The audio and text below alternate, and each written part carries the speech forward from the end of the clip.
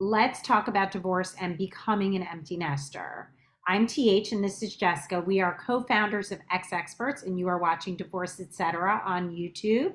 You can follow us on all social media channels. We talk about all the stuff that people don't talk about when it comes to divorce and really moving on and living your best life. So at this point, you are a relatively new empty nester. I'm like a Jake's hat. been gone 1 year in college. Right. But my daughter still lives at home.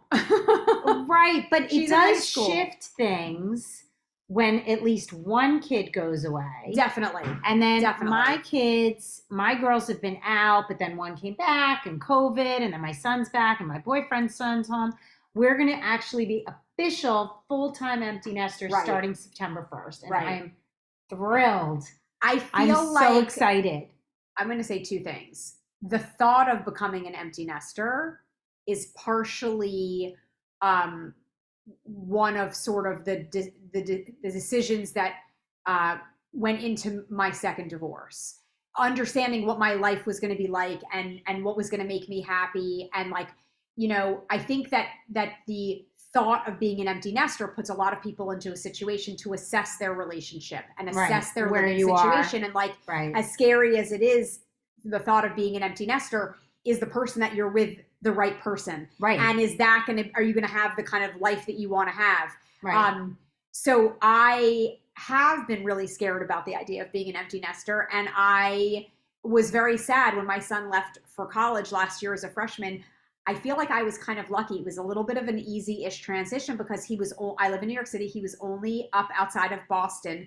And frankly, he came home kind of a lot. He did come home a lot. I'm like, Jake's home again? What the hell? School ran, it was this very like accelerated engineering program, and it didn't run on typical semesters or trimesters.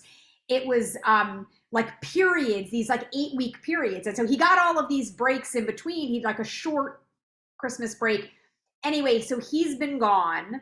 But like I said, my daughter is still at home, but half time, right? Because I share custody. So how does it feel? I mean, I will say I feel like I enjoy the alone time. I don't feel really lonely yet because I think that will come more when she leaves. And then it's like nobody's home for a month or more on end. I haven't been there yet. So I feel like I'm still easing into it. But this is the benefit of a dog. Like when I didn't have my kids around and we had to put my dog to sleep, I was like, I need a dog. Yeah. I need another dog. I've always had a dog. So like having a dog or your animal or your pet or whatever, if you are becoming an empty nester, like get a turtle. Like have somebody to talk to that you don't feel like, a hamster's gross. Yes, I wouldn't get a hamster. I was just. But these are my tips about being an empty nester. If you're having trouble with it, it's because it's a reality check that you are so consumed with your kids that you haven't made time for yourself. I think that you need to find things like you have a book club, and I like have, plans with friends and with you, and I like to go to the theater. Like this is a time to explore interests before you become an empty nester. So you've got stuff to do and people to be with, so that you don't feel so alone when you're home. And when I am home, even on the days like when his son goes to the city and he's at work all day, I blast my music in the house. I walk around in my pajamas. I don't care what I look like. I literally can you enjoy whatever on the couch, like blast whatever I want. So that might, fade quickly. I want to say one other quick thing though. The first time that my kids went away right after my divorce, my daughter went to sleepaway camp, my oldest, and she wanted to go. So we said, okay, you can go. And she went, and I literally kept her door closed for 6 of the 7 weeks she was gone. And I don't remember which of my friends was saying, she's coming back. Right. Open the door. She's going to be back in a week. Right. But I was like in mourning about it. Yeah.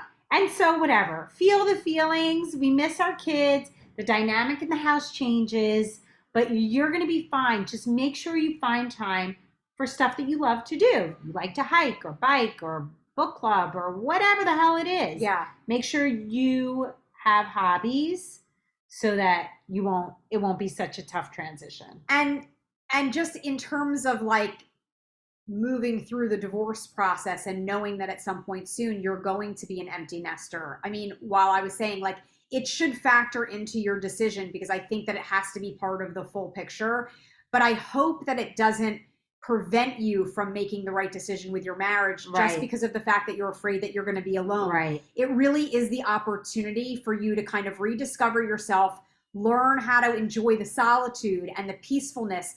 Being alone doesn't have to be lonely. No way. And that was something that I really learned through that whole process, through my second marriage and through the divorce process. So it's about learning how to be alone in an enjoyable way. Yeah. And that could be, you know, going to bed early, taking a bath at night, going out with friends. Like, I think that it's a great time to reinvigorate a lot of your friendships and the people that are in your social circle, or expand your social circle with other empty nesters, other people in a similar stage of life that you are. Right. So it's scary, but don't let it scare you too much. It could be great. That's Schedule your time literally on your phone.